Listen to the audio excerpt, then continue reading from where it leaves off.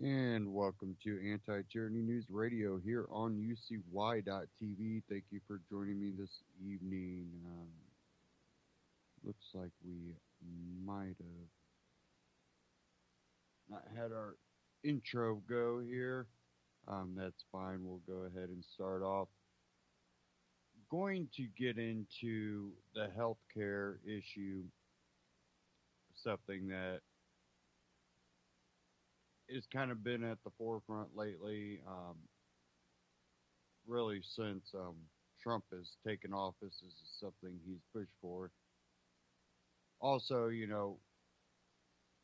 not really caring what he passed as long as it was something other than Obamacare, which kind of should have been the red flag from the beginning. Just passing something without actually making sure it's something that would actually be better. They don't care as long as it's Republican, but that's just kind of idiotic in the first place because then you become the people that passed the bill that's terrible. Um, so we'll definitely be diving in that. I also want to get into something the teachers union president um, believes. We'll kind of get into that and some more when it comes to the youth in today and today's society. Um, I'm going to go ahead and start off with Ron Paul Liberty Report today. Um, Ron Paul got asked quite a few questions on this Liberty Report, and one of them's migrant crisis, and the other one is secession. And they talk about some more things, but um, if you haven't paid too much attention to the news, you might have missed that California is continuing to push for secession. Um, so, you know, how realistic is it? And do we still believe that states have that right? Um, I would say in today's society, you're seeing more of a thought process behind it, but there's still a lot of old guard that say, "Oh no, you can't allow the United States to start dissolving." That would be a statist. I think that if we can progress to something better, um, I don't want to fall down into a thing where um, we become victims to outside forces. Um, but that also goes back to not just evolving from maybe the government we have now to something better, but having society be able to acknowledge threats and defend itself and know that, yeah, you might want certain people in certain positions. Um, there's things that I don't know how to do, and you probably wouldn't want to put me in charge of them. There's quite a bit I can do, and there's many different places you could put me, but there's places you probably shouldn't put me in. So I think that in today's society, I still don't see it as something realistic. I think I see it more as you know,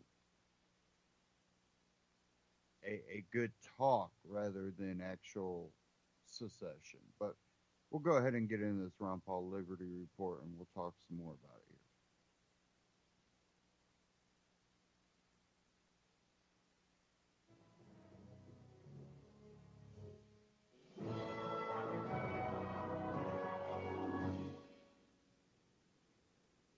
Hello, everybody, and thank you for tuning in to the Liberty Report.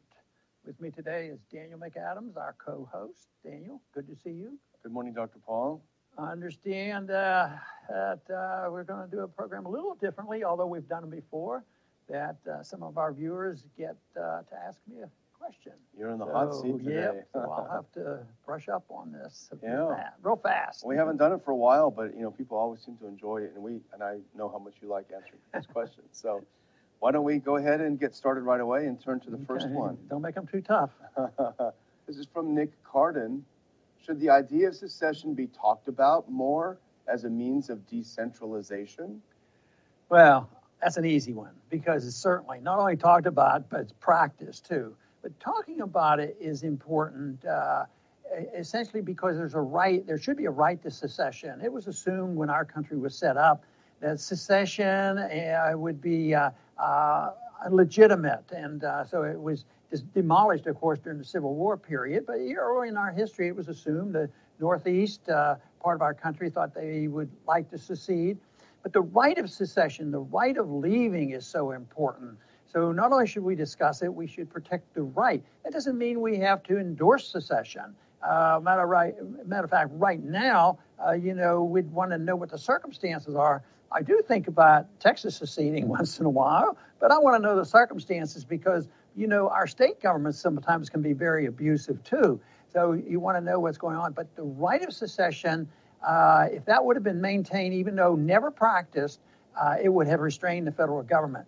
Just as nullification would do the same thing in a similar way. If the states could nullify bad federal laws, this would be very, very helpful. And of course, jury nullification would be a method to undo some bad laws as well.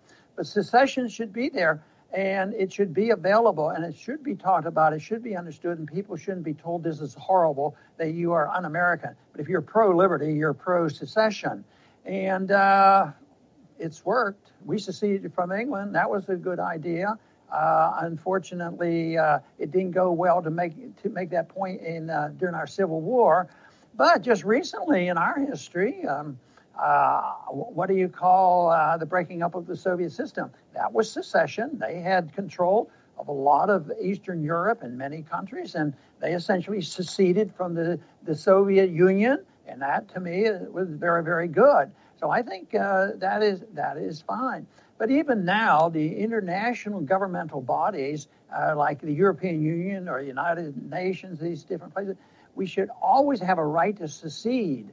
And that's what the British did. They left the European Union. It hasn't been finalized, and they're still working on it. But that restrains big government from doing things that the individual states or the individual units don't like. So secession should be there. Matter of fact, if we'd have followed the original intent of the Declaration, there wouldn't have been too much talk about secession because most of the states would be rather independent and they would be loosely connected for a few things, maybe like one sound currency and maybe national defense, but it wouldn't be the monolith that we have today. So the more we talk about secession, and the better it is for us. But the best way to do this is talk about the right to leave an organization, and that is what we need to establish. And though that principle was well understood early on, I think we have forgotten about it, and we cannot depend on our government schools to actually teach that to our kids, because they would be kicked out of school rather quickly if a teacher said, we ought to have a right to secede if we don't like what they're doing. It's almost heresy or un-American. But it's very American to think that there's a voluntary aspect of people coming together, and you should be able to leave if you decide that those in charge aren't doing the right thing. So I'm all for secession, especially the right of secession. Okay, well, let's move along then to question number 2 and see what else we have in store. Stephen Hans asks you, is Trump the anti-war president? That's an interesting question because I've thought about in campaigns just who's the anti-war candidate, and my general theory is that the anti-war is a positive in our campaigns, no matter how militant the rhetoric is. Just think back to Woodrow Wilson. I kept the American people out of war. I'm not going to let your boys go overseas. Same thing with Roosevelt, and they came across as the peace candidate.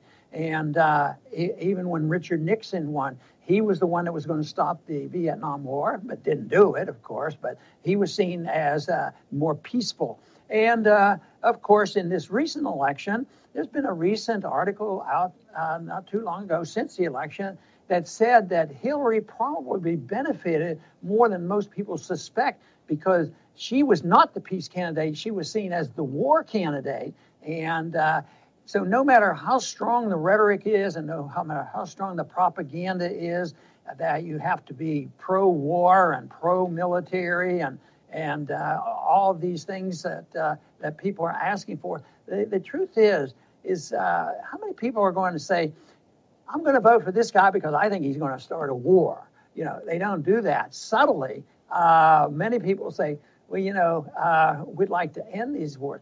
Our problem, though, in this country is that the wars are started illegally, unconstitutionally, immorally, and we get in so deep that it's very hard to get out. And then they say, well, are you going to desert the troops? Or are these people that died, our troops that have died, are they going to have died in vain if we don't come across with a victory? So therefore, we have to march on. Now, Donald Trump, I believe, benefited by being seen as the anti-war candidate. But he was also said things that were very, very strong militarily. He's appointed a lot of military people to office in the administration. And I happen to think his policies are not the best policies for maintaining peace and order, because I think he has switched around. I like the idea that he talked with a softer tone dealing with Russia, and yet today the administration is going along with the strong rhetoric of the neoconservatives. So even though I think he was seen as the candidate that was more likely to bring us peace, I think unfortunately the people who are promoting war, antagonism, and neoconservatism and our world presence, have been winning the fight. But you can't have this world view that we are the leaders of the world and we have a responsibility to provide, dictatorship to countries and get rid of the bad guys and on, that we get involved in the internal affairs of other nations, because that is what leads to war. And right now we've been talking about, sanctions, putting tougher sanctions on Russia and on Iran and on North Korea, saying, well, this is necessary. Well, I think those types of things are more likely to cause war than not being very strong on sanctions. So it's a mixed bag. I think Trump has benefited by coming across more sensibly as a candidate, but I think the control in the government and our foreign policy right now is being dictated by those that I consider quite dangerous and moving us toward a potential military conflict. And that I don't like. Yeah. All right, we'll move right along then to number 3. If we can get that going. And this is from Adam Rothstein. Do you think the Republican Party will eventually evolve to become more libertarian? Well, let's hope so. When you use the word libertarian, you might turn off some people because they tend to destroy good words. Why is progressive a bad word? But progressivism is a bad word. They have been some of the worst statists in the world. They call themselves progressive. And how about liberal? If you're liberal, you believed in liberty, but nobody wants to be a liberal, especially if you lean toward constitutional conservatism and libertarianism. And libertarianism, though, has withstood some of that criticism. But libertarianism, or the influence of individual liberty, is very important to me and to what we're doing in our efforts to keep our country out of war. So this is very important. The question is will the Republican Party become more libertarian? And I say yes, it will be. But it won't be by itself. If it becomes more libertarian, the Democrats are going to become more libertarian. It became the opposite, more progressive liberal in the worst sense of the word. And but it wasn't the Democrats that led the charge. It was both parties, because it's the ideas that direct the policies. And it's what's happening in our universities, and it has been very progressive liberal in a negative way, and that is what dominated the parties. Right now, there's a more influence than ever about the ideas of liberty, and it's creeping into the system. There's been much more influence now than in a long time. So when it comes, it will be influence both parties. For instance, economic policy taught by our universities for the past 50, 75 years has all been liberalism, big banks, central banking, paper money, Keynesianism, all of this. This is what is spewed out by our universities and by our colleges. So I would say that when the time comes that we are more believers, it will be a prevailing attitude by the people, and they will influence both parties. And we already have seen some signs of this. The inroads that we have made, unfortunately, maybe looking like they're being set back. The influence that we have made on the war on drugs has been, very good. It's been bipartisan, and they've mellowed their tone about how many people get put in prison. Unfortunately, there's an effort to reverse that. But no, when it comes, it will be bipartisan, and it may be that the Republicans will lead a charge on economic liberty more so than the Democrats. But right now, it seems like all the bad things going on too often are bipartisan. We'd like to change that. All right. Moving along, this is the final challenge for you, the final question from our readers. We have a lot more, obviously, than we can take on each show, and we appreciate everyone participating. But if we can call up the last one, this is from Amerikaner. How to solve the migrant crisis? Simple little question, right? Yeah. Well, 2 minutes or less. The migrant crisis didn't come out of the clear blue. I mean, it is probably an unintended consequences on the most part, but it could be intended by some of the evil people in the world too that like to disrupt, and it's very disruptive. Well, you're not going to get rid of the migrant crisis until our foreign policy. We contribute a lot to the migrant crisis because of the Mideastern wars that would have been minimal and much smaller if we hadn't decided, 15 years ago that we had to remake the Middle East. And because that has been such a tragic error and such terrible things happening to this, and so many lives lost, so many people's homes lost, that people would walk hundreds, if not thousands of miles just to try to get out of there. And look at what it's done to Europe. Europe has a much greater crisis than we do. And yet it's not only as a result of bad foreign policy and the wars going on in the Middle East, it's this cultural Marxism that actually encourages. They open up the doors and say, we love them, migrants, just come in. That doesn't mean you hate migrants, but you try to understand it. But if you subsidize them and pay for them and take care of them and they have an excuse to leave someplace else, you're going to get a lot of them and you're going to cause a crisis. And that is what's going to happen. The people that have not lived under those conditions are going to resent it. And that's why there's more problems in Europe right now. And we have that to a large degree as well. But our tradition in America has been to accept immigrants and be pretty generous about it. But recently, because we have committed so many of, we have caused so many of the problems in the Middle East, there's been sympathy for those people that have truly suffered, and we bring them in. But they unfortunately get tremendous benefits from the people who are struggling to make a living in this country, and they get subsidized, and they get moved in front of the line for some of their social benefit. That is so different than normal, natural, voluntary immigration where people come in and they come in to get a job and go to work. So there's a lot of things going on there. But right now, I would say that the so-called crisis looks to me like it might have calmed down a little bit. And there was Scott Ritter, the person we had on the program the other day, had an article out today that he's predicting that there's going to be no regime change in Syria. Well, if that's the case, that means that ISIS is losing, because it's ISIS and the terrorists and the radicals coming in, participating with our encouragement to overthrow that government. And it also might be a reflection of, in that area, ISIS has not been doing so well if they're making predictions that there will not be regime change. So the pressure is off a little bit, but it's not going to disappear, and you're not going to solve it until we as a people and as a government have a foreign policy that is completely different, that we are not interventionists. We don't tell people how to live. We don't get involved in border disputes, and we don't get involved in internal affairs of other nations. And then we don't give subsidies to the people who come. We don't reward people for coming.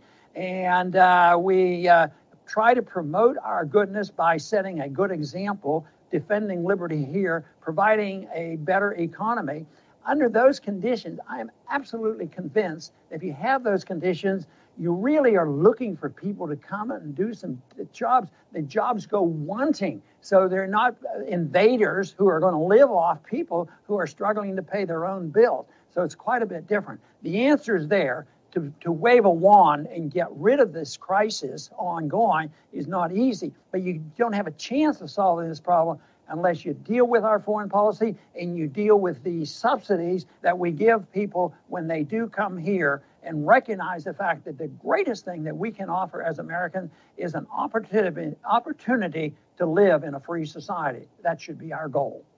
I want to thank everybody for tuning in today to the Liberty Report, and please come back soon.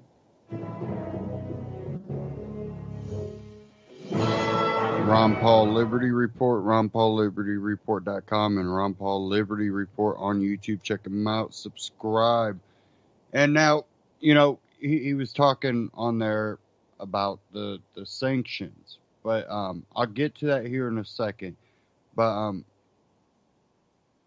you hear this talk about California succeeding, but I doubt any actual thing will happen about that. But you also have to look at how the world views it. A lot of people don't know, Britain was going to, kind of work with the Confederate States because that was their supply of cotton. And there were a few things that happened that made Britain go, okay, yeah, we probably shouldn't support them. With how the United Nations, the EU, and these governing bodies that are trying to centralize power, if a state tries to secede and our government wasn't going for it, do you think that the international body would recognize it? There are Native American, groups that live on the reservation, have tried to get the international bodies to recognize them as, their own people, separate from the United States. That if the United States wants them to be a part of it, that there needs to be a formal treaty that is recognized too by the international bodies. And it hasn't happened.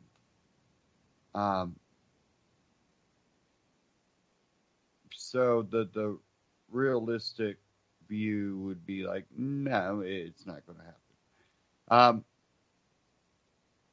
I do want to cover this article. Something that was talked about was the sanctions. More sanctions on Russia and Iran, and does it really prevent war? Look at how sanctioned and cast off North Korea has been, and now we're worried about them being able to hit us with a nuke. Well, this out of the Libertarian Republic, Iran makes not so subtle threat against U.S. forces after Trump sanctions. The chief of staff of Iran's military made a veiled threat against U.S. forces abroad Thursday in response to Trump administration's new sanctions against the country. Major General Mohammed Bagheri warned the U.S. that applying new sanctions and designating Iran's paramilitary Islamic Revolutionary Guards Corps as a terror group would be a risk to U.S. forces in the Middle East, counting quote counting the Revolutionary Guards the same as terrorist groups and applying similar sanctions to Revolutionary Guards is a big risk for America and its bases and forces deployed in the region, said Bagheri, according to Reuters.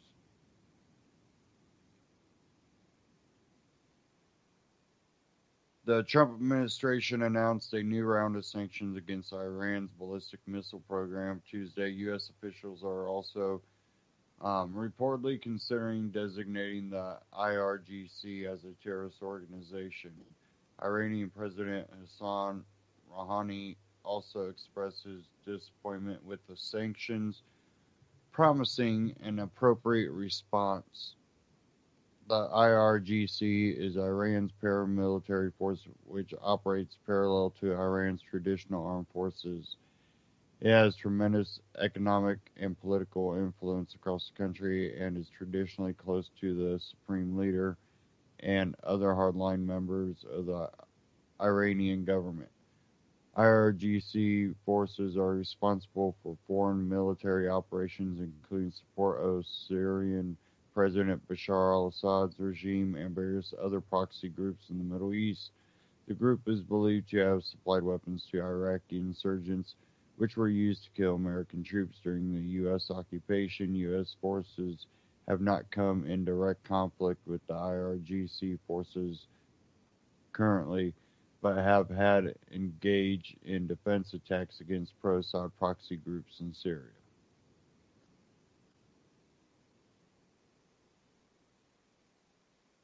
So you have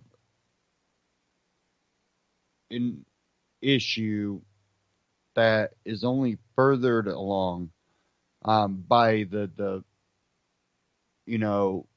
we're more powerful and we can do this to you. I'm sure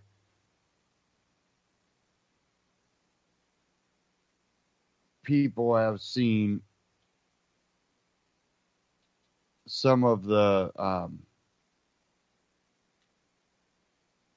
videos on YouTube, the bully videos, where you have someone bullying other people and eventually that person snaps. What usually happens to the bully?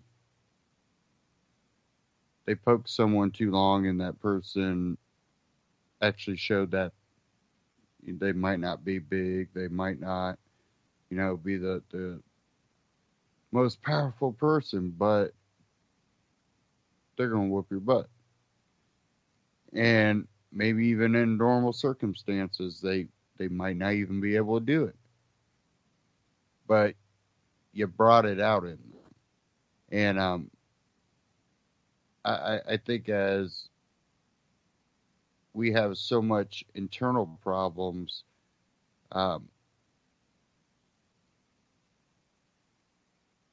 what the government, I think, would start feeling is pressure from both fronts, foreign and here at home, and that's going to cause the authoritarian power grab.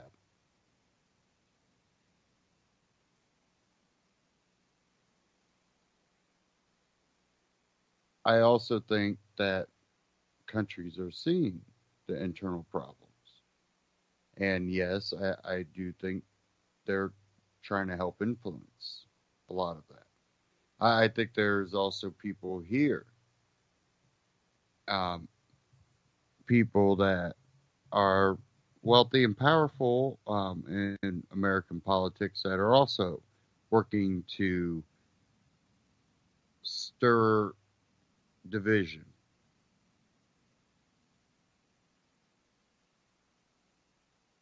And right now is probably not the best time to go poking.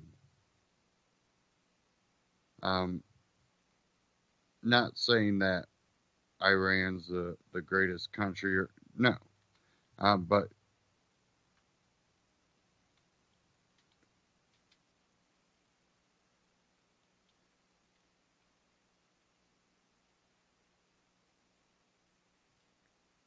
sorry, I'm having a little issue. Okay,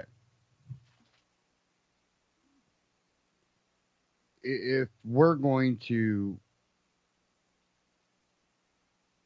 spread ourselves any thinner, or if we're going to antagonize any more things that can potentially threaten, we're going to see that authoritarian power grab. It's going to eventually happen. And this is just not working out here.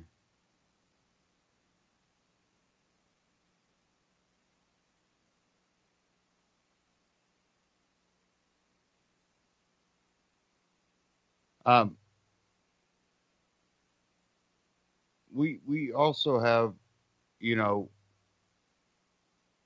the whole China thing going on, where it seems like we work with them, but there's definitely distrust and some type of underlying, dislike between the U.S. and China. And a couple days ago, dealing Middle East, we're doing all this, Russia and China and North Korea. Um, this out of Reuters, Chinese jets intercept U.S. surveillance plane, says U.S. officials. Two Chinese fighter jets intercepted a U.S. Navy surveillance plane over the East China Sea at the weekend, with one jet coming within 300 feet of the American aircraft, U.S. officials said on Monday. The officials, speaking on condition of anonymity, said initial reports showed one of these J-10 Chinese aircraft came close enough to the U.S. EP-3 plane on Sunday to cause the American aircraft to change direction.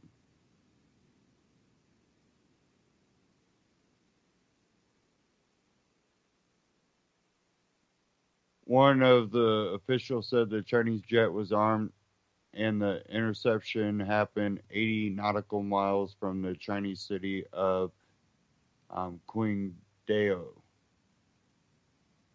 The Pentagon said the encounter between the aircraft was unsafe, but added that the vast majority of interactions were safe. Close-in reconnaissance by U.S. aircraft threatens China's national security. Or hold on, I kind of jumped here. China's defense ministry said the actions of its pilots were legal, necessary, and professional, and performed in accordance with the law and the rules. Close-in reconnaissance by U.S. aircraft threatens China's national security, harms um, Sino-U.S. maritime and air military safety, endangers the personal safety of both sides' pilots, and is the root cause of unexpected incidents, it said. The United States should immediately stop these military activities, which are unsafe, unprofessional, and unfriendly, added. Incidents such as Sunday's intercept are relatively common. In May, two Chinese Su-30 aircraft intercepted a U.S. aircraft designed to detect radiation while it was flying in international airspace over the East China Sea. China closely monitors any U.S. military activity around its coastline. In 2001, an intercept of a U.S. spy plane by a Chinese fighter jet resulted in a collision that killed the Chinese pilot and forced the American plane to make an emergency landing at a base in Henan. The 24 U.S. air crew members were held for 11 days until Washington apologized for the incident. That encounters soured U.S.-Chinese relations in the early days of President Bush, George W. Bush's first term in office. Separately, the Pentagon said the U.S. military would soon carry out another test of its thermal high-altitude area defense THAAD system. These tests are done as a routine measure to ensure the system is ready, and they are scheduled well in advance of any other real-world geopolitical events going on, Pentagon spokesman Captain Jeff Davis told reporters. The director of the Missile Defense Agency, Lieutenant General Sam Greaves, said in a statement that a test would be carried out in the Pacific Spaceport Complex in Alaska. Last month, the United States shot down a simulated incoming intermediate range ballistic missile similar to the ones being developed by countries like North Korea in a test of its nation's THAAD missile defense. The United States deployed THAAD to South Korea this year to guard against North Korea's shorter range missiles. That has drawn fierce criticism from China, which says the system's powerful radar can penetrate deep into its territory.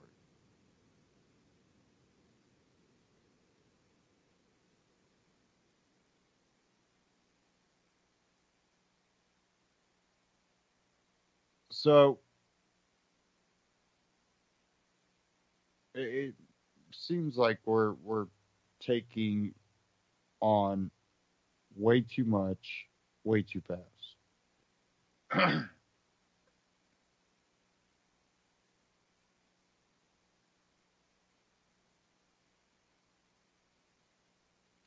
Go to antiwar.com.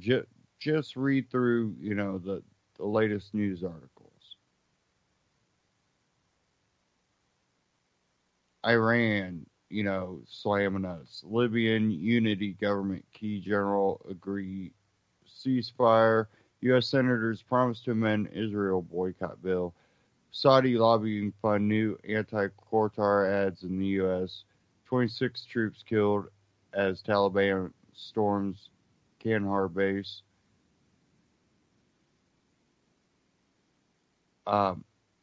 House overwhelmingly okays new Russia sanctions.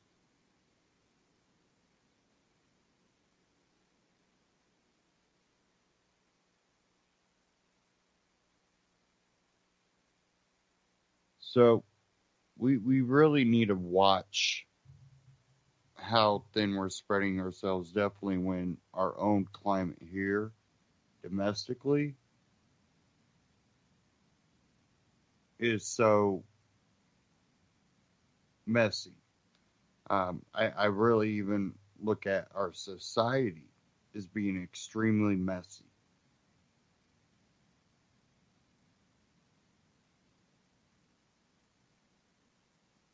And this kind of segues into something I kind of wanted to cover, because at this point, when I look around society, being a strong male is almost looked down upon. Now, out where I live, more rural America and flyover America, that might not be so true. But when you look at the pop culture, and when you realize the,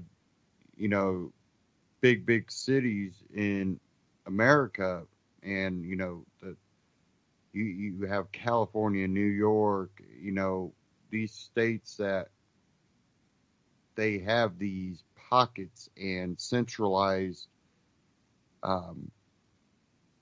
communities that it's about pop culture. It's being, it's demasculizing the males, and I don't believe people need to act, a certain way. But when I say that, it's causing these people to even look at, another man that is masculine.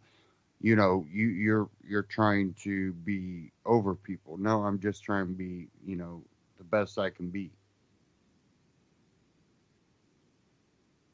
Being a man in today's society is almost looked down upon, which kind of segues me into this clip from Stefan Molyneux, The Death of Masculinity, Why Men Will Rise Again.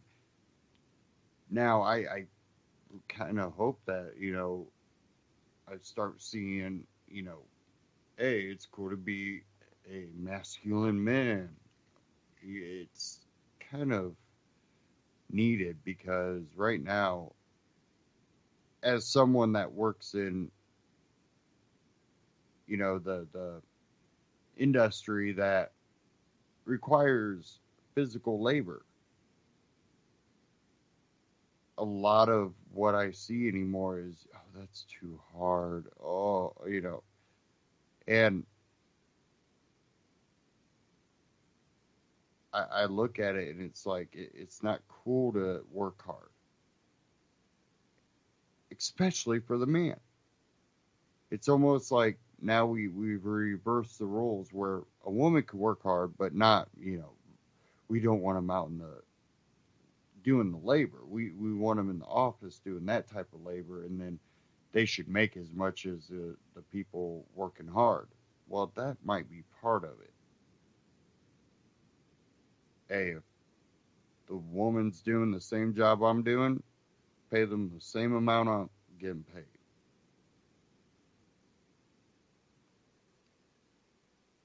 But when I put my body through abuse, it seems kind of hypocritical to pay someone, more to sit back and just, and believe me, carpal tunnel, I get that. My hands cramp up all the time where I, look like a dinosaur. But my whole body hurts. So I've done physical labor my whole life. Ever since I could work, I've done it.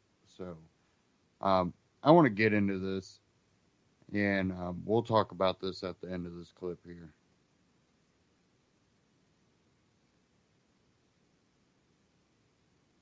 Was 2 years ago, and in the process I witnessed my father become a shadow of his former self. Now, all around me, I see what appear to be broken men and emasculated young boys.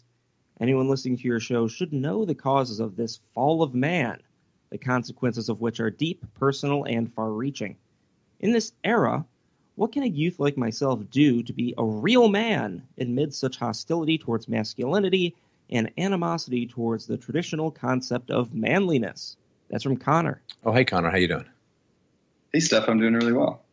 Tell me about what happened with your dad, if you don't mind. People who haven't seen this kind of scenario probably could benefit from hearing about it. So basically what happened, so I was gone at the time. I'm a Mormon, so I was on a mission. So I was gone for 2 years, and about halfway through, I didn't know that there were any problems with my parents' marriage. I had no idea. And then I got a phone call that they were separating, and that was a complete shocker for me. I had no idea what was going on. And when I got back, I lived with my dad just because I've always been a little bit closer to my dad. I have always loved and had a good relationship with my mom, but I just have always been closer with my dad. We just have personalities that mesh. So when I got back home, I remember he just the way he was just so depressed, and he felt so awful about himself. He very much blamed himself for what happened. That they'd been separated. He wasn't unfaithful or anything. It's a bit complicated how it ended up happening, but in any case, so he felt a lot of blame. And when I started digging into it, like to give you an idea of how crippled he seemed compared to the strong man that I'd always known. He told me that that he was going to go to court with my mom, and he said, I'm not going to get a lawyer. I'm just going to go because I feel so horrible. I'm just going to go in like as myself, like, naked essentially. And I told him, like, Dad, wake up, like get off your knees, like get up, stand up and stand up for yourself. And I started to help him understand that while yeah, he may have made a mistake, at the end of the day, it was my mom's decision to leave. And I started learning more when he told me about the psychologist that they went to go see, that he and my mom went to go see before their marriage ended. And he just told me basically what the stuff that the doctor had told him, that the psychologist had told him. And my mom had been reading books that. Sorry, this might seem a little bit jumbled, but she was reading a lot of books around about the time that she left. That where it was talking about. To give you an idea, like the titles were Putting Away the Nice Girl Syndrome, and all these like female horrific books about female empowerment and stuff like that are really just man-hating books. And so she projected this image onto my dad of this horrible, abusive, evil monster. And the psychologist that my parents were working with, he echoed the same thing. My dad was telling me the stuff that he said, and my dad believed it, that at his heart, my dad was this horrible, abusive person. And there were things about his nature that just simply could not be changed. And it made me really, really angry because my dad is not a horrible, evil, abusive monster. and he came to believe all that. And so I don't think it was particularly healthy for me, but I kind of essentially was his therapist in some ways. Like I was his only outlet really to talk to when I got back home. And what else would you like to know? Why did she divorce him? So from what I understand, my mother, previous to them getting married, my mother had a relationship with somebody. From what I understand, and my dad was always jealous of this relationship, and so every so often he would bring up. He would use it almost like a tool, almost as a. Do you understand what I'm saying? Like he would use it as a tool to have influence. He'd make you feel bad about this prior relationship. Yeah, I think that's It was not an often thing. Like the number of times that my parents had like arguments was few and far between. Like there was never any yelling in my house. When my dad was away from home and my mom was trying to get us to do stuff, there might be a little bit of yelling, but other than that, not really. And if I'm being honest, I think my mom left because she caught the feminism bug.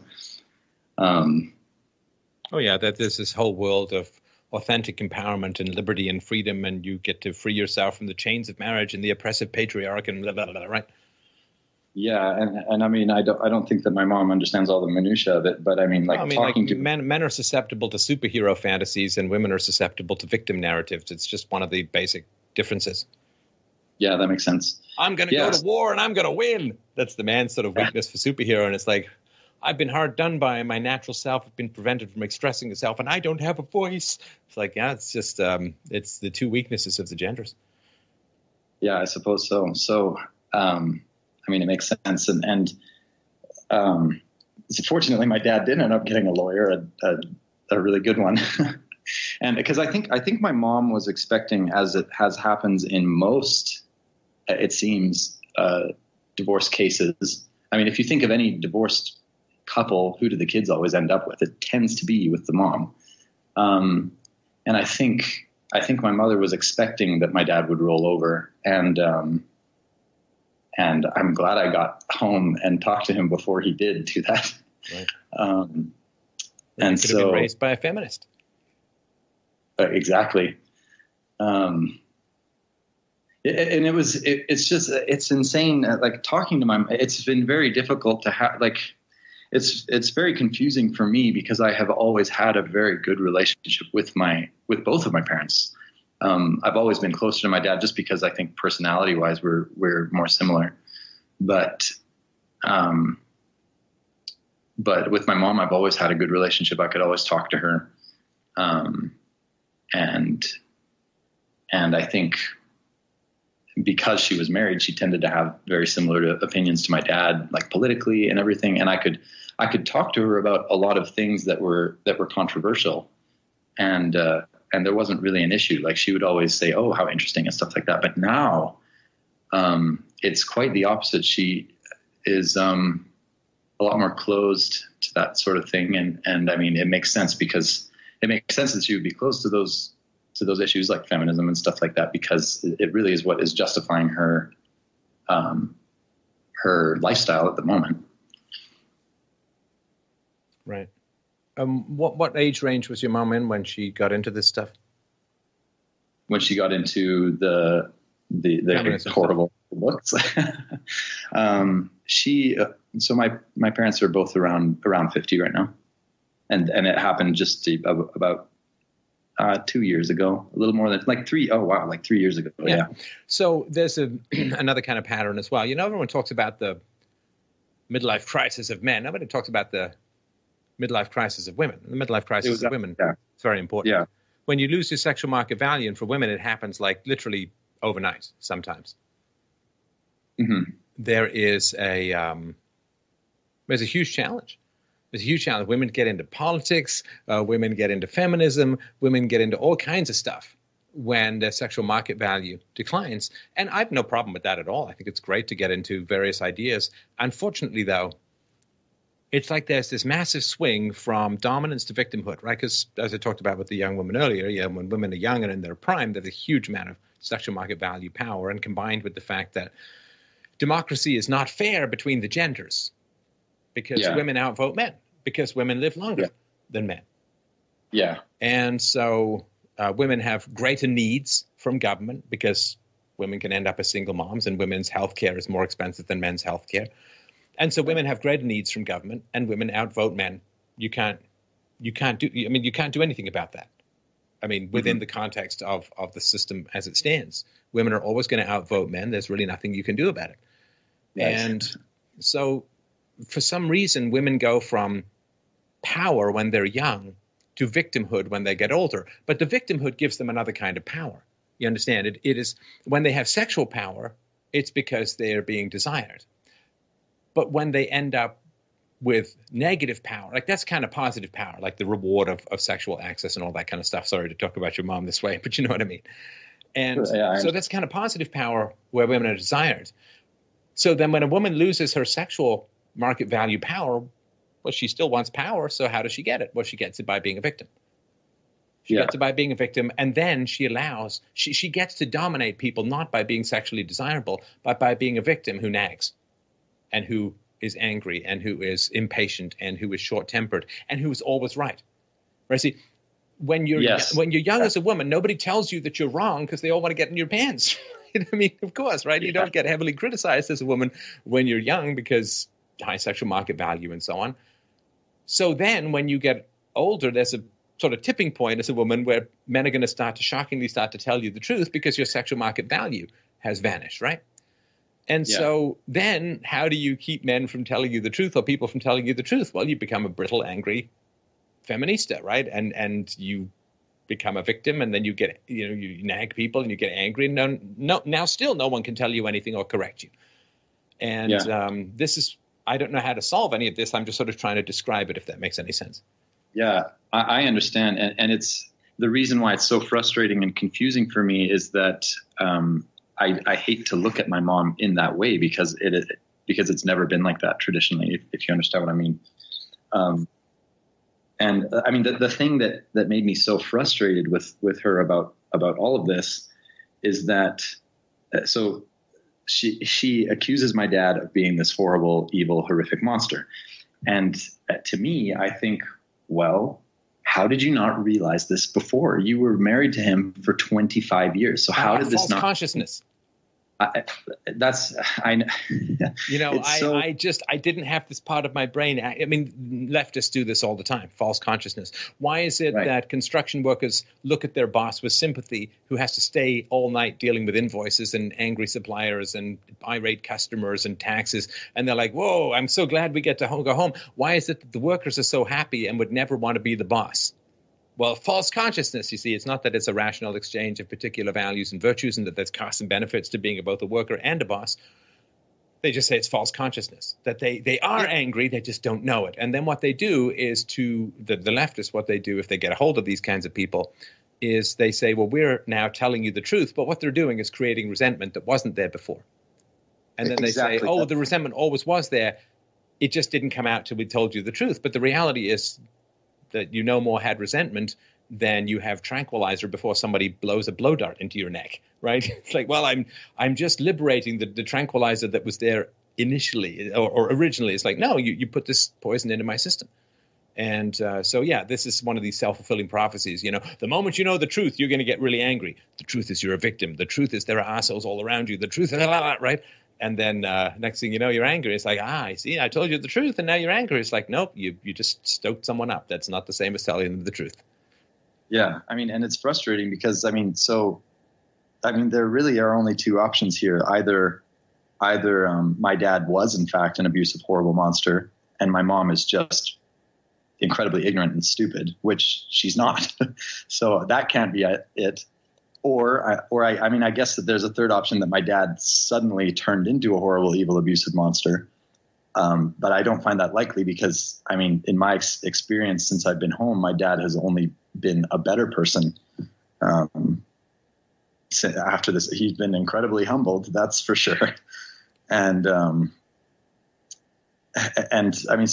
the only two options are that either he was or he wasn't. So, that's what's really frustrating for me. But I guess going back more to my question is that when I came home, he really was a shell and just a shadow of himself.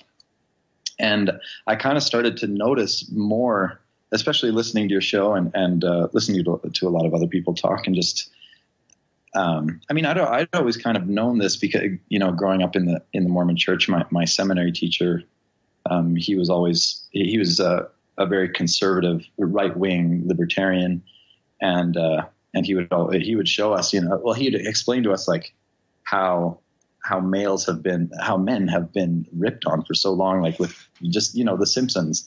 Homer Simpson is a retard, essentially. Well, and every single, the girls are always geniuses and the boys are always dumb. Like, I don't know if you've ever seen a show called Modern Family. No, I haven't. So in it, there's a young boy. I guess he's not young anymore. He's a teenager now, maybe late teens. And there's a girl. And the girl is played by an actress named Ariel Winter. And she had it rough. I think she's legally separated from her mother. Not particularly smart, but she's portrayed as the genius in the show, right? Now, the boy is, of course, inevitably portrayed as an idiot, right? He's dumb. Now, the reality is the boy is really, really intelligent, like the actual actor who plays him. Like Superman's a crazy high IQ, really, really smart, straight A's in everything he touches, right? Yeah. And, Ariel Winter, she's, I guess nice enough person, but she's sure showing a lot of skin on the internet kind of stuff, right? So she's using her sexual market value. So she's supposed to be the genius in the family, and the boy has to be dumb. But in reality, I'm not saying she's dumb, but the boy, for sure, the actor is a genius. And this is just inevitable. And it's part of the leftist plan, stoke women full of ambition, and genetically it's not likely to pan out because, as we've talked about before, at the very highest levels of IQ, it's just a bit of a sausage fest. That's just the way that nature has played things out. If it's sexist, well, we can blame Mother Nature, who apparently is a female, for all this sexism. But you always have to portray the women as geniuses, and it's funny thing too is that you say like this thing in feminism where they say, well, the reason that there aren't more female engineers is they're not mentored enough. You see, they don't get enough examples. Exactly. They need mentoring. They need to see female engineers in order to realize that they can become female engineers. It's like, How retarded is that? Women who would have so little respect. Well, a woman can't possibly think she could be an engineer unless she saw a female engineer. It's like, what? Well, I mean, they're, sorry, they go ahead. think that women, they really think like it. I mean, there's the the whole idea that they're projecting their own thoughts and their own belittling of women onto conservatives. Like that's all it is. You have to portray women as so stupid that they can't possibly think they could be engineers. But the funny thing is, they say, well, see, little girls, they need to see scientists so that they can imagine. They need to be mentored. They need female examples. They need female mentors and so on, right? And then you say, well, don't little boys, kids of single moms, need male role models? Don't they need fathers? Oh, no. It's so one-sided. Yeah. If women need mentors, little girls need mentors in order to grow up into fine young women, and they need female examples and female mentoring. Don't little boys need fathers? Oh no, no, that's just different mystery-wise. The self-unawareness of these people is really staggering. Well, no, it's not. It's not. Their purpose is not self-awareness. Their purpose is power. Their purpose is propaganda, and their purpose is the destruction of the attractiveness of Western women. But sorry, go ahead. What I'm saying is that, coming from myself, I don't know how, I generally perceive myself as a little bit more self-aware than they are. So, it's hard. So. It's hard to imagine being in a spot like that. It's hard to imagine being so self-unaware. That's what I'm saying. Well, then why is it that girls do so badly without fathers? If girls only need female mentors and moms can be just as well. Why is it that girls who grow up without fathers statistically do pretty terribly? Women are not good at being the only parent. I don't know, men. I don't know if it's been studied that much. I've heard some positive indications. I haven't seen anything final. But that's not the issue. The issue is that women are bad at being single moms. But women are bad at being parents if there's no husband around. They're certainly bad at being providers for obvious reasons, and they're bad at being parents. But women and boys suffer from single moms, but you can't talk about that because leftists need single moms so that they can keep growing the state. They don't care about kids. They don't care about the survival of the family. They don't care about the survival of civilization. Hell, they don't want it to survive in its current form. Right. They just want more and more power. And like any drug dealer who wants to grow his empire, he can get more and more people addicted. Fantastic. And you can get, on the left, more and more people addicted to the state by smashing the family. Damn, that family's got to go because power is the only star they guide their horrible ship by. Yeah.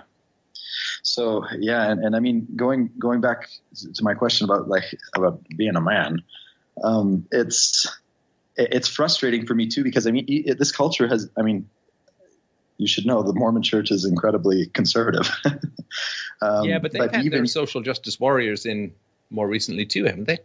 We very much have. There is a direct, and as all socials, like the idea is not to reform the church. The idea is to destroy the church, and that's at least that's what it seems to be. But I look up at a lot of people who, at a lot of the men in our church, and about the boomer age and some of the older Gen Xers, and they'll get up onto the pulpit like when they give a talk or whatever, and they'll say something to the effect of the other way around. The women will get up and they will bear their testimony or whatever. Or they'll be up at the pulpit and they'll say something to the effect of, "Oh yeah, I raised 5 boys, my 4 children and my husband." And the crowd laughs. And men often say, like all the time, the older men in the church who are often very overweight, and they just don't look like. I guess if you look back to old, I think old propaganda is a good. It's almost a good way to. I think it's a good thing to look at as far as like what manliness should look like in a way. Because if you look at like 1940s World War II propaganda, all the men you see are really muscular, really intelligent looking, well groomed and stuff like that. And the men I see today, they don't seem to take very good care of themselves. And it doesn't seem like they held themselves really in that high esteem either, because they talk about themselves like they talk about their, the things like "she's my better half" and stuff like that. But to the extent of like, no, but that's so pathetic. I know. No. And I want to point this out. It's like men have the capacity. We have the capacity to laugh at ourselves because we're not insecure, weak idiots. Right. So yes, I can make fun of myself and all that, but for women to make fun of women, and it's like, when did women get to be so fragile? I mean, one of the things that Alex de Tocqueville said about democracy in America, in the famous book Democracy in America, was he said that the foundation of the excellence of American society was in the strength and character and resilience of the women. Women used to be beasts. They used to be monsters. They used to be incredibly strong and incredibly able. And they used to, trust pigs and run farms. And, they used to just raise kids, and they strong educators, and they used to be pillars of the community and founders of charities. And they used to just have incredible influence in society and fantastic writers. Right? There's all they say, it's also sexist against women. It's like, not in the fiction world, because women's language skills are equal to, if not superior to, men. And therefore, women dominate in many ways in the writing world. And that's all of the unfairness that there is in the world, right? And so women in the West, and they used to be incredible. They used to just be fantastic. They didn't used to be these like neurotic, insecure, aggressive, manipulative, SSRI addicted, antidepressant chewing insomniacs of latent leftist feminist hostility. This is like the new degraded women, as is you're talking about the new degraded men. The sociopaths in society view everyone as mere tools to their power. Like if you want to go cut down a tree, you pick up an axe. You don't think about the feelings of the axe. You don't think about whether the axe wants to be part of this. It's like, no, that's my tool. I gotta cut down the tree, and I gotta cut down civilization. And if the relationship between the gender has to go, well, that's I don't care. I'm gonna just cut down civilization. I want power. And I need to destabilize society in order to make people dependent upon my power and justify its expansion. So we're literally we're livestock. I've said this in the story of your enslavement. I believe it even more strongly now than before. We're just livestock. Right. The fact that women's happiness has gone down every decade feminism has been implemented, that women are more miserable now than they've been since women's happiness was measured. They don't care. Right. That's kind of the point. Right. And so turning people into this, and most people are helpless to resist propaganda. That's why propaganda works. Most people rely on people like you and I to guard. I can't go in and get rid of the common cold virus with a fork in my body. I rely on my antibodies. It's not a conscious process for me. I just go, boys, do what you need to do. And most people can't resist propaganda. That's why propaganda is so effective and so tempting for people in power. They rely on people like us to push back against it and make sure that these people are exposed. But of course, as they're exposed, they're dangerous. They're feral. They're difficult and predatory. And not us. They're not us. They're not part of us. They're not part of civilization, right? There was an old story about sociopaths in the Inuit, right? The sort of what used to be called the Eskimos. And they'd say, oh, yeah, sometimes there's guys, they eat all the hunt. They pretend that they're sick, and then they try and bang your wives when you go off hunting and stuff like that. It's like, well, yeah, we've never figured out a way to fix them. We just pushed them off a glacier at one point and just get on with our day. You can't do anything to fix this. And the not usness of these kinds of people is really, really important to understand. And as far as, what do you do to be a real man? Well, first of all, check your testosterone levels. Testosterone levels, as I talked about recently with Faith Goldie, have gone down like 50% since the Second World War, going down like 1 percentage point a year for men. Really? Yeah, check your testosterone levels. I mean, it's important. It's kind of one of the things that makes you a man. And I don't know that the reason for this is in debate. Right? She thinks it's soy. Other people talk to plastic bottles or the water supply. Or, it could be that as women become more masculine, both as a result of being single moms and as a result of birth control pills, giving them different hormones and so on. So check your testosterone levels. You can't will what is hormonally deficient in your and men are going to have to be. I'm sorry, you wanted to say something before I moved on to the next point. No, I was just going to say, well, I don't know about all the plastic bottle stuff, and I guess Alex Jones would be a good resource for that. But well, it doesn't really matter in a way. I mean, just get your levels checked, sure, and look up, and I guess people will. Of course, if it was a woman's issue, it'd be all over the place. But because it's men, they're kind of disposable. I was going to say earlier when you were talking about the strength of women, I don't know if you know anything about the Mormon Church, but the Mormon pioneers, you read some stories about the women in those companies, and it is staggering. Just it's amazing the strength and the the perseverance of those people, men and women alike, and the physical exertion that it took. And I mean, today we're I guess we're fat and lazy, and that we people go home and they watch TV, video games, whatever it is. You talk about how when you write books, you do it. I don't know if this is exactly how you do it, but I guess you use Dragon or whatever that software is, and bike as you do it. And I mean, that's great. But these days. Oh, okay. Wow. So, that's amazing. I'm dying to find some place where I can look up and I could hike and write a book. That would be fantastic. I mean, I can't look down in a little notebook or whatever, but you've got to keep moving. I haven't sat down to write a book in probably 15 years or 12 years for sure. So I do the show standing, right, as everyone knows. I mean, sitting is the new smoking. And the other thing, too, is that, as smoking has declined, smoking is a way of enhancing testosterone as well, which is one of the reasons why I'm sure it is addictive for people. So, but yeah, check your testosterone levels. I mean, I think I'm no doctor, but I think that's a worthwhile thing to do if men are out there lacking motivation and so on. But, sure. The story is, of course, Jesus, right? I think that's the relevant one. Jesus was a man.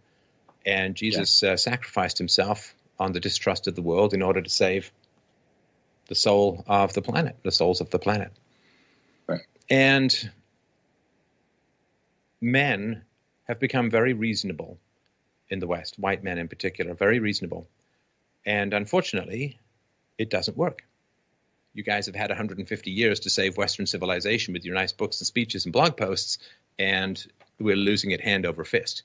So it's time to stop being so nice. It's time to stop. It's time to pick up the tools of the enemy who've been winning and use it to fight back on their own terms. Mm-hmm. And, of course, this is shocking and appalling to the people who apparently can't eat a cucumber unless the can't eat cucumber sandwiches with any skin on the cucumber, and they just need all the don't rattle my china, all the people who are like, I hope that the horse that's thundering by at Ascot doesn't get any mud on my +4s. Manhood is you achieve the objectives, not even despite people's negative views of what you're doing, but sometimes even because, right? But the new rights are willing to be in people's faces. They're willing to use the tools that the leftists have used to win. And they're willing to be difficult. They're willing to, sadly, we all hope that reason and evidence are going to win the day. And we're told that society is founded on reason and evidence, and it's sensible the way things work, and people will listen to reason and evidence and so on. But it turns out they just tell you that to propagandize you as children. And when you grow up, you realize that reason and evidence does sweet fuck all for the most part in society. It's a nice little thing to think about, and I hope that one day we'll have a society where reason and evidence hold sway. But reason and evidence does not hold sway. Just look at the skeptic community and their views on race and IQ. Denial, denial, denial, obfuscate, obfuscate, obfuscate. And when they finally lose the debate, they say, well, but let's say that it's true. What does it matter? How does it help? It's like, oh, come on. Oh, come on. Oh, come on. Right. Well, I mean, that's. I mean, what if the Christians had said, okay, sure, we accept the logical arguments, there's no God, but how does it help? And they'd say, well, it doesn't matter what helps, it matters what's true. But now it's race and IQ. Oh, it's got to be somehow mysteriously pragmatic and productive in the long way in ways I can't understand. It's just, it's ridiculous. I mean, it's embarrassing to see people that staunchly in denial about such an essential issue. And just bleating on about how, okay, well, maybe it's true, but what does it matter? It's like, who are you to say what the fucking truth matters or not? You're not the arbiter of what's true and what value. Anyway, go on. So you were saying? Yeah, I was just going to say, I mean, that's what I encounter on any sort of post on social media that I make, is stating any of these viewpoints. I mean, it's always met with first. I said hate before because the first thing that everyone says is, "Oh, you just hate such and such group." And what that does, and this is the influence. Sorry to interrupt. The influence of the feminine mindset, which is to translate facts into emotions. I think that there's some sort of rebuttal. I mean, so exactly. Like impugning emotional motives to what I'm saying is not an argument, but I guess it feels compelling to some people. Sure. So, I mean, and whenever I've sort of realized that, I mean, earlier on, back when I was like in high school and I started waking up to all this stuff after I came home from my mission. Because I mean, when you're gone, you're not thinking about that. You're thinking about God 24/7. So, I mean, when I got home, that's when I started waking up to it. And before that, I would always try to be really civil and be really nice. And if someone didn't see my point of view, I would try to explain it to them logically. I mean, and I still do that. But now I've realized that there's really no hope for these leftists generally. And so I've made it my point just to make them look like idiots. And so I'll point it's become out about branding now. I mean, the left Sure. in general are losers, which is why they don't want fair rules, and it's why they want stuff for free, and it's why they use rage rather than reason, because they're losers and they're low quality people in general. And like all low quality people, they want to cheat, they want to manipulate, they don't want an honest competition, and they don't like objective rules. And Right. the funny thing is, too, people saying, "Oh, you just hate people." It's like, oh yeah. What about all the people who want white people dead? What about all the people who say that white masculinity is toxic? What about all the people who are talking about some hateful imaginary patriarchy? I mean, that Right. seems to me much more full of hate than anything I've ever heard from anyone not on the left. But yeah, it is. I've translated your argument into emotions. Oh man, that's not even a civilization that's worth defending. Not that you could possibly defend it anyway. Yeah, and what you were saying before, I mean, and so I the nice thing about whenever I post anything is that the comfort, I guess, to me is that the silent majority is always on my side, because I mean, if anyone's looking at my post or if anyone's reading it, I mean, it takes no courage to stand up and defend leftist talking points, because they're the norm, and it's what we've been taught our whole lives, and so I mean, I'll show them that no, I actually don't hate these people, and even if I did, it wouldn't really matter. Saying you don't hate is falling is it's accepting the parameters of the argument. But I never say that. My emotional state is not an argument. Yeah, you exactly. just hate so and so. It's like, well, you apparently hate arguments, and until you're willing to make one, I don't have anything to respond. Falling into the trap of, well, I don't hate those people. It's like, oh, come on. Well, I don't. What I should say is that I will. I'll make a comment saying, well, I mean, how have you deduced that I do hate people? Like whether or not I do, and it doesn't matter. And then I'll, talk about other points. But it's like what you said. It always devolves into, well, even if those stats are true, or even if what you said is true, what does it matter? It's this kind of nihilistic. It matters, because if group differences are not the fault of white people, then blaming white people for them is a horrendous injustice. If saying that blacks underperform because of white racism is false because of the racial IQ difference, then blaming white racism is a horribly unjust, racist, vicious act against white people. It's like saying that white racism is why Chinese people are short. I mean, that is horribly racist. If racism is bad, which it is, then blaming white people for something they're not responsible for is horribly, horribly racist and gets people killed. And the fucking people think that it's not important to talk about. What does it matter? No, you're a coward. I get it. You don't want to talk about this shit. It makes you uncomfortable. So, pick up your fucking skirt and go elsewhere. Yeah.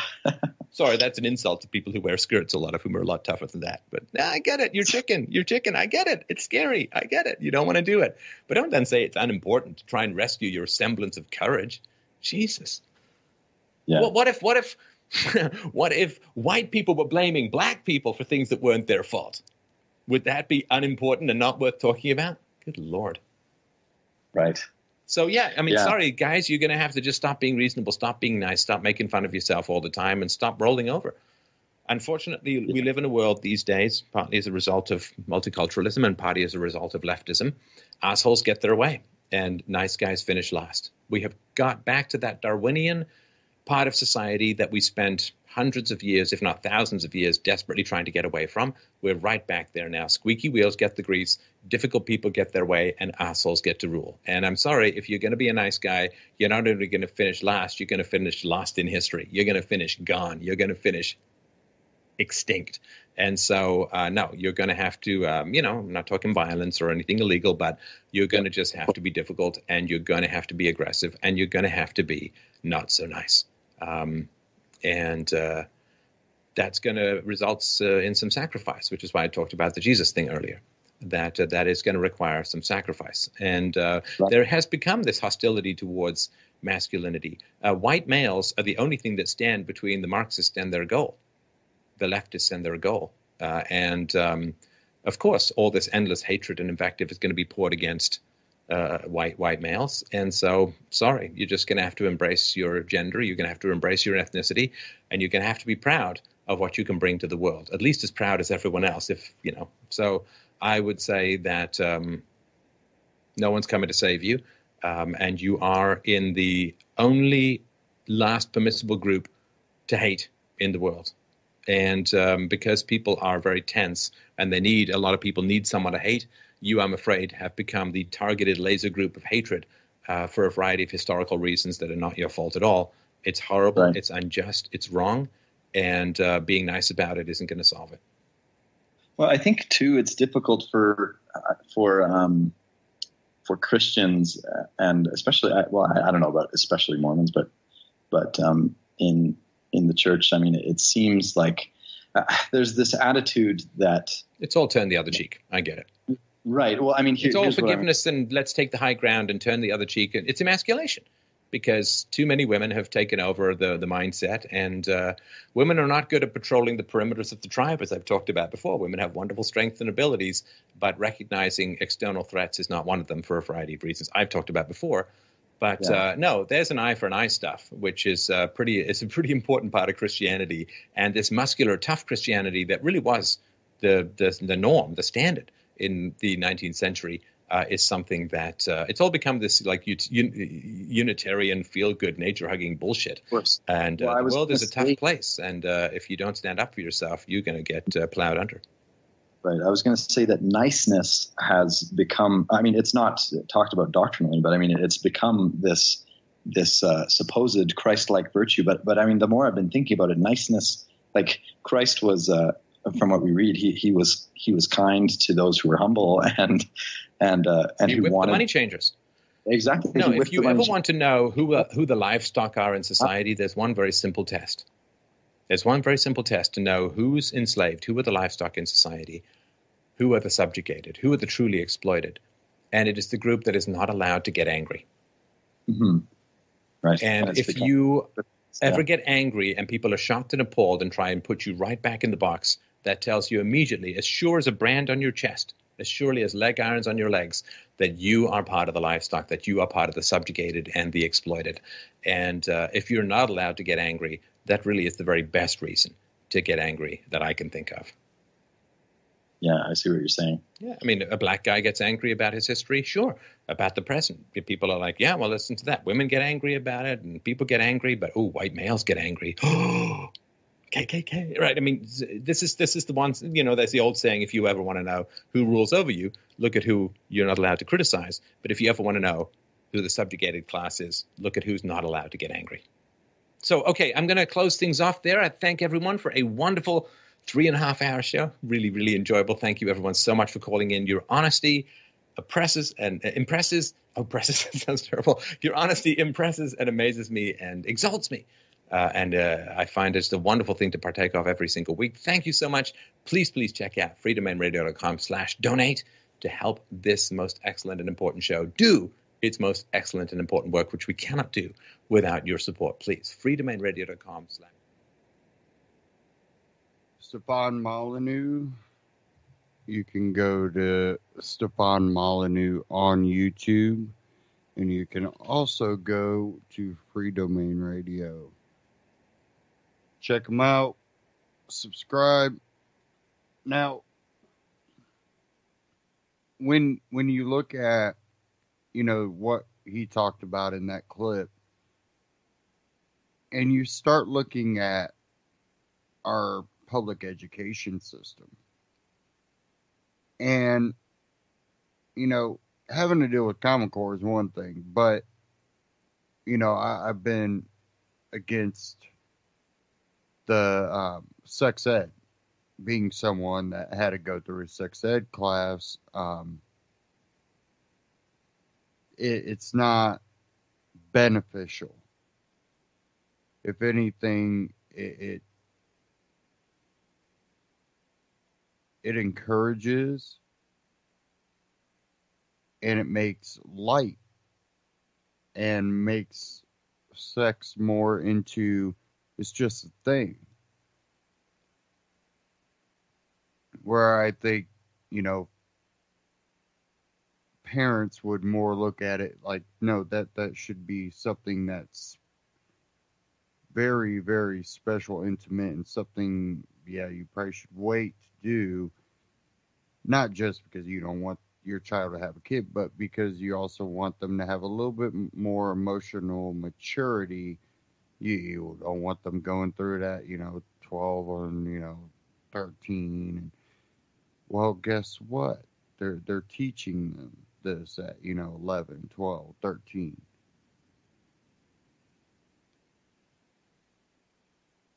And now you also get into where, you know, they will teach all the things about being gay and, that type of sex and things maybe parents don't want their kids involved in. Definitely, if your kid's definitely not gay, you might not, want them to have to be exposed to that. Nor do you want, someone that hasn't been through puberty yet to really start looking at things like that. I'm not against letting, people live whatever lifestyle they choose. Um,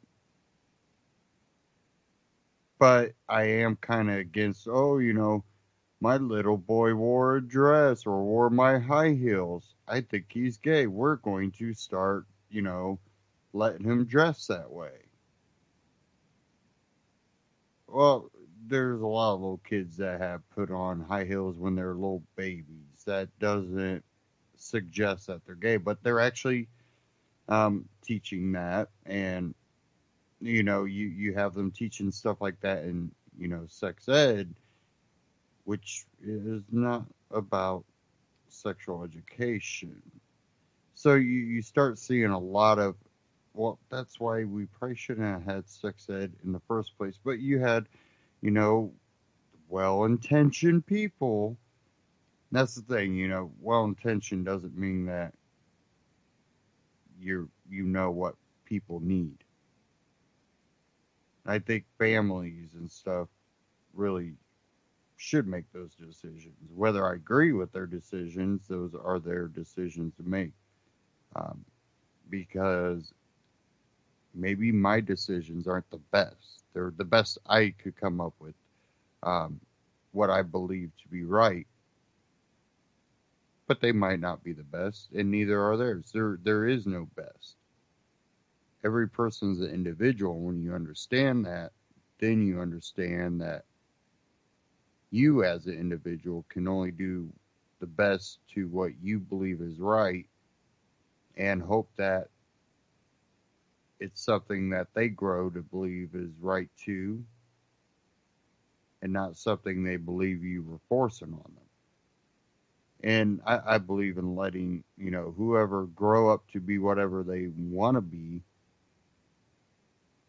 but also to, realize that, if you decide you want to be a drug dealer, you're probably going to have to deal with the circumstances of that. And I'm not going to encourage you, or support you in it. I'm going to support you as, my child, not as a drug dealer. And that's a completely different thing. I want to know you're all right. I want to know you ain't dead, but, don't come running to me. And my fans on my machines are kicking into high gear. It's not even that hot in here, but they are running hot today. Now I don't know how many people might have followed this, but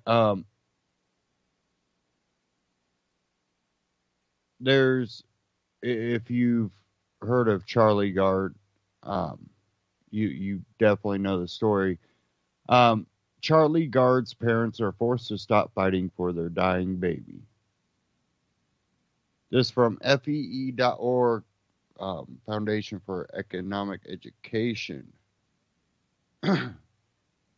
Excuse me. I cannot imagine the pain Charlie Gard's parents are feeling now. Of course. Okay. Um, as they savor their last moments with their precious child, Charlie is 11 months old and he's dying. Chris and Connie have been fighting for months to get treatment for Charlie ever since he was diagnosed with a rare genetic condition, mitochondrial DNA depletion syndrome. But they have been forced to give up that fight. I can't imagine their pain, but I can imagine their fury because I share it. From the hospital to the courts, Charlie is not mine. I've never met him or anyone who knows him, yet I am furious with the British government for refusing to allow his parents to take their dying son to the United States for treatment, which I want to kind of also break in there. They offered finally at the last moment to allow American doctors to come to him, but the for this treatment to just dive into it, really the Charlie would have needed to come to America. There's that single payer healthcare system everybody wants to taunt over there in Britain. It says here, a therapy trial, his last and only hope. No further recourse was available in the UK, but an American doctor was ready to try to help him at Columbia University Medical Center. Charlie's parents raised 1.4 million euros through crowdfunding. They had the money to take him to the U.S. by air ambulance. But doctors at Great Ormond Street Hospital in London didn't like that idea. And I think everybody should let them know that was a heartless decision. They said it wouldn't help that the American therapy was experimental. They said the baby's life support should just stop. Hold on. If they have the money, they should have the right to take their child to a last resort. On April 11th, a British High Court judge ruled with the doctors empowering them to turn off Charlie's life support machines. His mother screamed no when she heard the verdict. There was a petition with more than 110,000 names on it. People wrote letters to the Prime Minister calling on her to release Charlie from Great Ormond Street's care.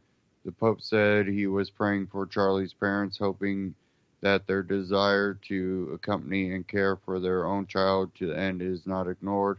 Even the U.S. President tweeted that if we can help little Charlie Gard, as per our friends in the UK and the Pope, we would be delighted to do so. Charlie's parents challenged a decision in the Court of Appeals in the Supreme Court and the European Court of Human Rights, all to no avail. The courts would not allow them to save their child's life. Again, death panels. Even if you have the money, well, you're only allowed to spend what you put in, or it's government-controlled healthcare. Who can call this justice? And now Charlie is out of time. According to BBC, U.S. neurologist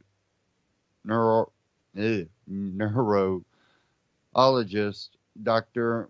Michio Hirano had said he was no longer willing to offer the baby experimental therapy after he saw the results of a new MRI scan last week. It's possible that Charlie's doctors were right that experimental treatment wouldn't have helped, although his parents don't think so, nor do American and Italian doctors. But what harm could have done when he's dying anyway, and if his parents had the means to give him one last chance, why shouldn't they exercise their right to do so? They belong to Charlie just as he belongs to them, and no one but Chris and Connie should get the final say on his medical care.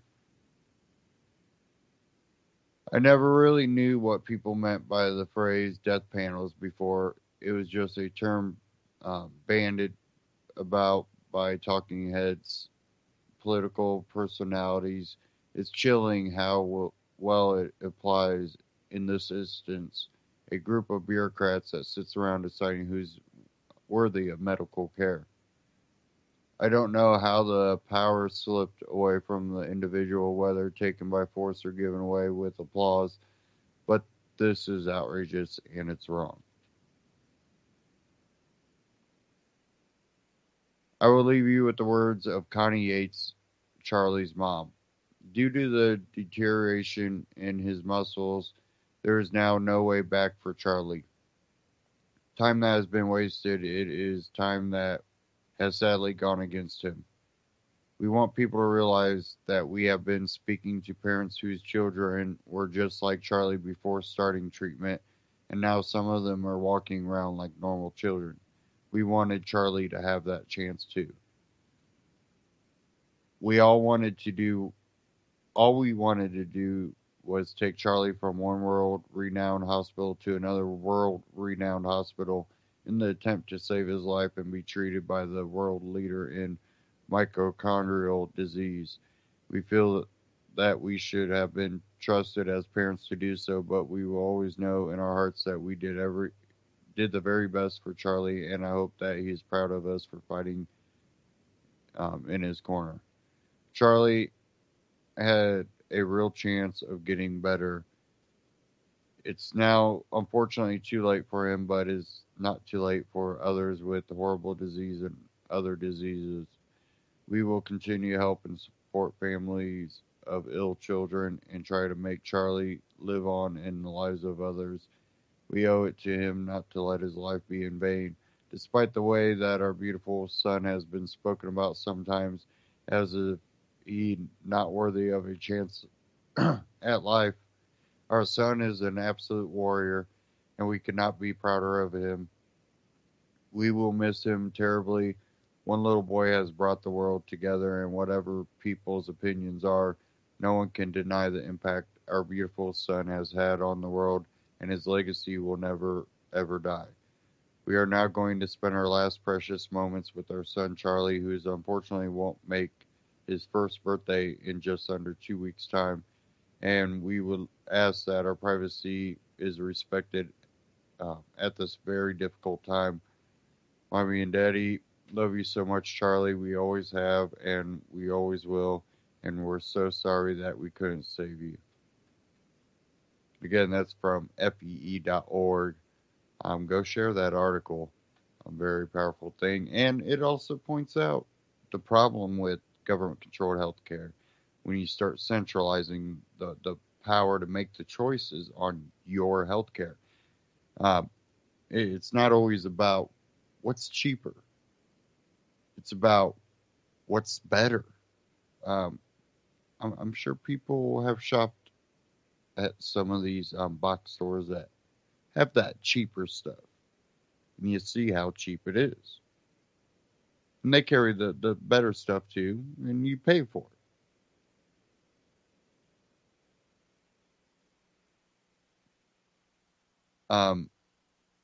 I cheap out on other things.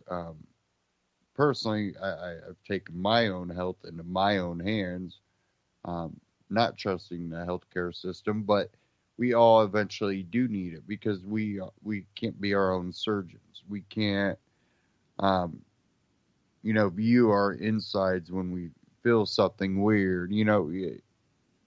There are benefits from what we do have here in America, but it's slowly going away. And if we allow the healthcare to keep going the way it is, you're going to be put into that position. You could raise the money to help your kid for something experimental. Probably be in a different country because, we'll be in the same situation where there's not a lot of experimental stuff going on in these type of healthcare. industries. We're lucky that we still have a lot of that going on, even though I think there's a lot of stuff put out there that's no good. But I've also seen a lot of experimental stuff that have helped.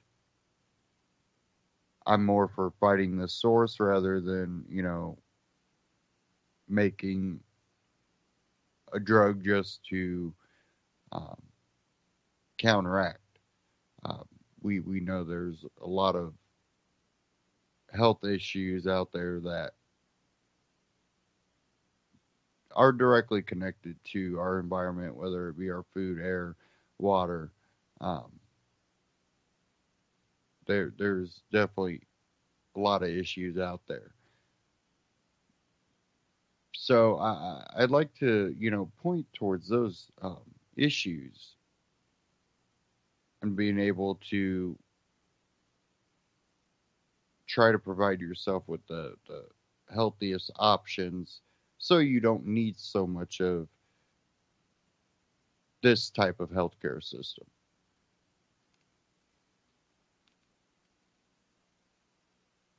But they're also pushing technology to monitor what you eat, when you sleep, how much you walk, when you're up and down. Um, and then, of course, they'll blame you for not doing something. You didn't do your 1,000 steps that Tuesday. I think that heart attack was your fault.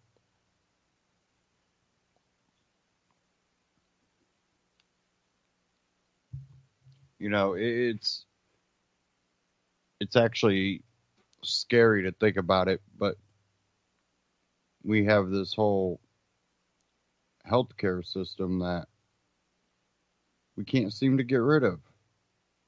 Who could have predicted that? When they were trying to pass Obamacare, and plus you have to pass it to see what's in it. Me and others out there warned, this is going to end up biting you in the butt, because if you pass it, people are like, well, we could change it or repeal it. If you pass it, the likelihood of a repeal is very slim. And you know what gets me? I had a news report that the straight repeal, not repeal and replace, but the repeal failed the Senate. So we're not going to get the repeal. Oh, and by the way, it's a basically exact copy of the repeal bill that the Senate kept passing when Obama was in office, when they knew it wouldn't get signed. So all these senators out there that wouldn't sign the let's just repeal it for now. This bill that you passed before, you had no problem voting for this before. Oh, it's different. Oh, BS. You were willing to pass it before. So this shows that, well, you were willing to pass it because you knew it wouldn't get, it's to say, hey, look, I tried. Look, hey, I'm on board with you. Are they? Because they had that same bill in front of them and they didn't want to pass it.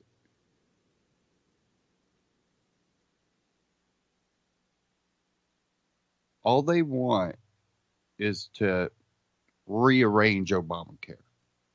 Pop a few things out, pop a few things in, rearrange it a little bit, and call it their health care bill.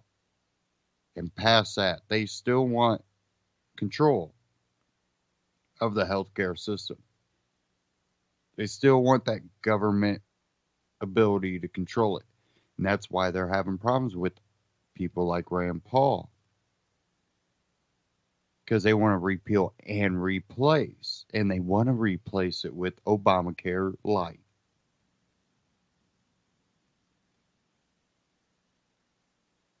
You need government out of it. You need repeal, screw, replace. You pass a separate bill that drops these state border lines where, insurance companies can't cross. Don't cross that line. Do that. Let insurance companies battle it out. But guess what? Insurance companies want to do what the banks did. Let's get together and stop battling each other. We can hold rates up.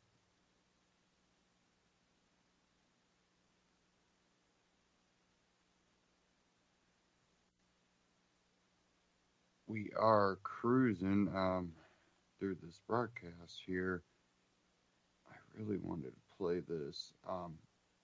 I had a discussion. I'm only going to play a part of this, but I had a discussion with someone I know from Ukraine, and talking about Ukraine and Russia and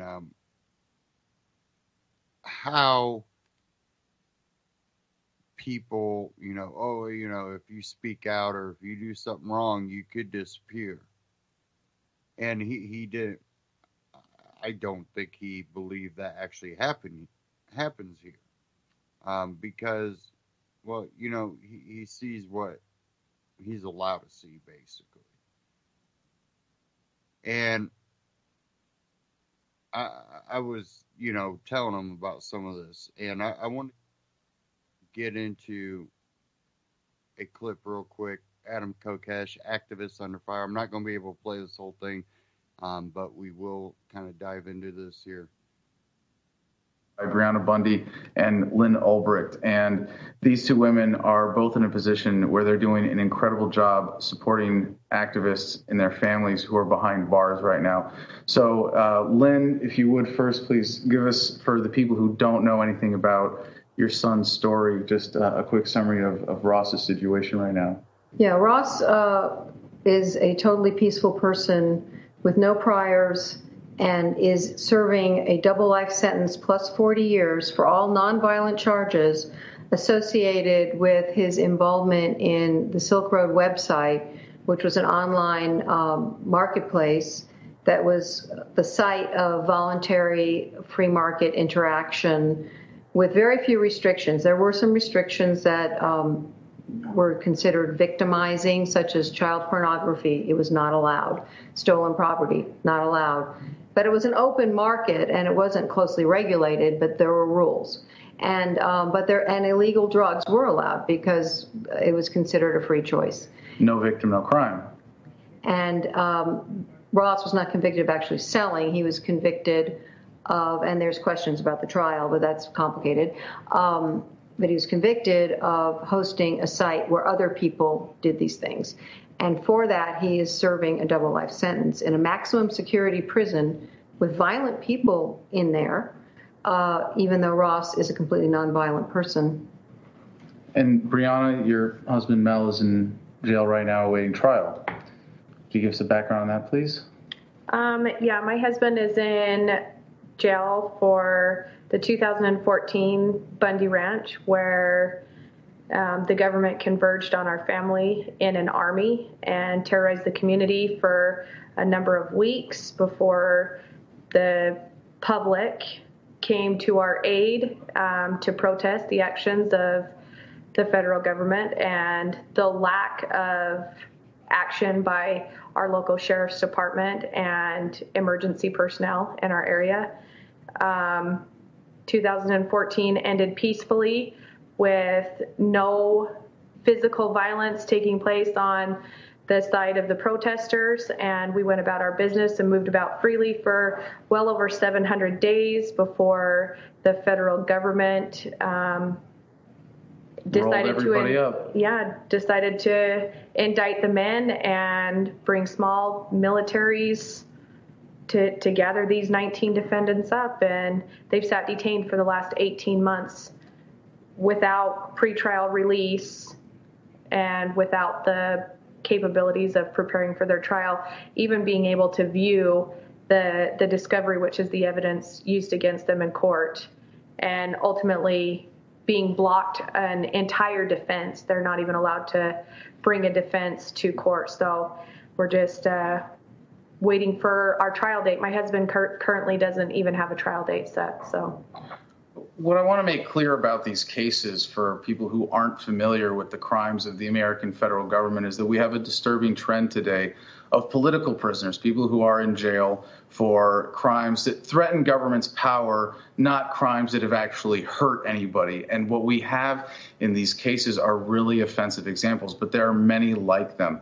And there are a lot of people in jail right now who need your help. In the case with the Bundys, it's 19 who are still facing various legal challenges. In Ross's case, we have someone who's got a life sentence and is in a really precarious position where all the support that he gets from the outside is huge. We like to think of America as the land of the free and all the other, BS platitudes that they want to throw at us. But the reality is that this government is willing to hurt people to maintain its political power. And it's absolutely critical that not only do we raise awareness about these cases so people can learn the lessons of them and understand the reality of the nature of government, but also that we alleviate the suffering of the people who are hurting because of government's overreach, because government is willing to hurt people to preserve its power. So for those of you who know my story, I was a political prisoner very briefly myself. I did 4 months in jail in D.C., and I can tell you from even that short experience that the support from the outside, to have amazing women like this standing behind you, to have family standing behind you, to have supporters, to have people donating, to know that your mother, when she's fighting for you on the outside, that she's taken care of and supported, that your family, that your kids, when you go to jail, are being taken care of and supported. I mean, it is huge. As you may have heard, if we don't hang together, we hang separately. And right now, there are a lot of people hanging unnecessarily because they don't have the support and attention that their cases deserve. So, Brianna, if you would, tell us a little bit about what Mel and the other gentleman he's incarcerated with have dealt with, and what kind of support you've had and what's been appreciated. It's just been really a struggle. My baby was 2 months old when my husband was taken. We also had a 5-year-old, a 6-year-old, a 7-year-old, and an 8-year-old or 9-year-old. So that's what my husband worries about the most, is his children are growing. He hasn't had an opportunity to bond, especially with the baby, and you miss milestones. So that's incredibly difficult. But having letters from all over the country pour in of other people's little children and other parents and grandparents saying that they support him and they're proud of him, and thank you for giving their family hope in America again and in mankind. Thank you for standing up for the Constitution, and especially a lot of them remind them, thank you for bringing prayer back into our home because we've remembered how to pray. And another thing that really helps them are the visits. And I really want to challenge people. This is what I think so many don't understand. There are millions of men and women trapped inside prisons all over this country, and they may be hundreds and hundreds of miles away from their family. If you are in federal prison, they can contract you into any facility in the country. You may not have family that is nearby or has the financial capabilities of getting there to see you. And these small little pieces of the outside world coming in give these men and women so much hope. So if you can go to the facility, go in. I mean, a lot of places you have to be on a list by that inmate so you can ask for letters and write to people and find out who needs a visitor. But a lot of these facilities are just open to the public. You can just walk in and ask to see anyone that hasn't gotten a visit lately. I challenge you to do that, because some people, my husband sits in a prison with men that have not had a visitor in 6 to 13 years, and they need the support. Whatever they've been convicted of completely aside, it is a living hell, and it does a lot for these men. And particularly with the situation with can we say Bundy gang? Is that the Bundy family? The Bundy family. The Bundy family and their supporters and all of the men who are behind bars with them right now, they really are standing for you. And when you stand with them behind bars, it gives them a lot of courage and I have to like really, kneel down before a lot of them to say, like, I took a plea deal because I was bullied into a corner and I let the federal government do that to me. These guys are saying, no, please. They've been bullied. They've been offered plea deals. And it's because of that support. I mean, can you imagine if there's nothing on the outside, Right. They would not be in a position to stand up the way they are legally. And so this is something that's an investment in your freedom.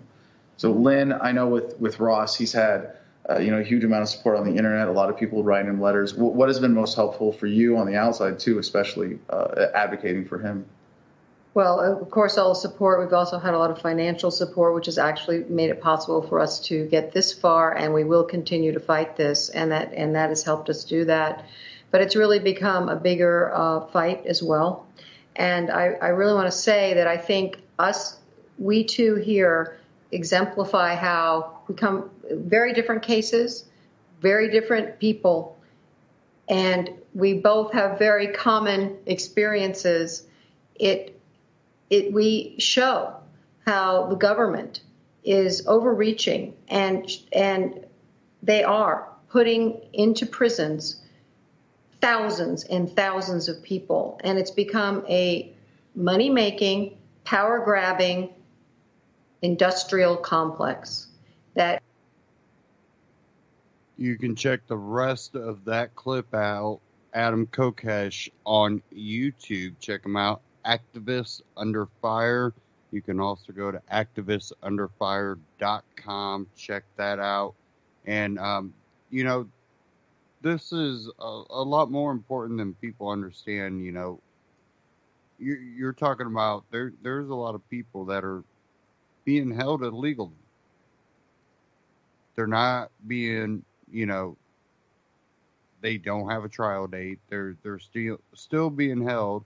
They're not, given any type of bond, even though they're not a flight risk or not, they'll show up to court. It's not like they're going to go on the run. That nothing legitimizes other than intimidation and abuse of power. Ross Albright isn't going to, no one's going to be hurt by him being out. You got the Bundys. No one's going to be hurt by them getting out unless you try to take their property. Which, if a burglar broke into your house with a weapon and, try to threaten your life and take your property, you would probably shoot him if you were able to defend yourself. Which that's a natural right. That's a constitutional right.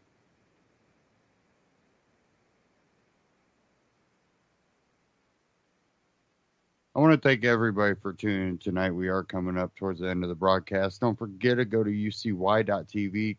You can click the little support tab at the top, donate to UCY, or you can also scroll down bottom and shop Amazon through ucy.tv. Same great deal, same great prices, and UCY gets a little kickback to help cover operating costs.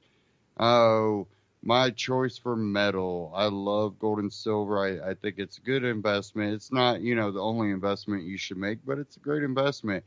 Amagi Metals is my choice for metals.